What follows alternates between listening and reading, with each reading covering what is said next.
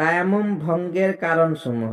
যে সমস্ত কারণে উযু ভঙ্গ হয় সে সমস্ত কারণে তায়াম্মুম ভঙ্গ হয়ে যায়।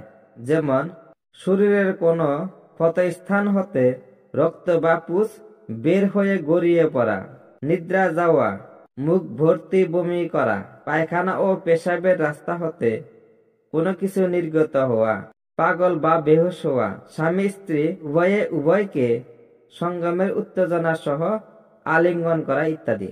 পানি যখন পাওয়া যাবে তখনই তায়াম্মুম ভঙ্গ হয়ে যাবে, যেহেতু পানি পাওয়ার জন্যই তায়াম্মুম করা হয়েছে। যে সমস্ত কারণে তায়াম্মুম করা জায়েজ হয় সে কারণসমূহ দূর হলে তায়াম্মুম ভঙ্গ হয়ে যায়।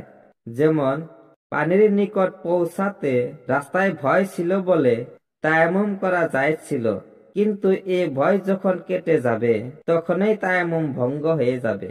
পানির অভাবে তায়াম্মুম করার পর যদি কঠিন কোনো রোগাগ্রস্ত হয়, এ অবস্থায় পানি পাওয়া গেলেও যদি প্রাণের ভয় থাকে বা পীড়া বেড়ে যাওয়ার আশঙ্কা থাকে তবে সেই অবস্থায় তায়াম্মুম ভঙ্গ হবে, কিন্তু নতুন ভাবে পুনরায় তায়াম্মুম করতে হবে।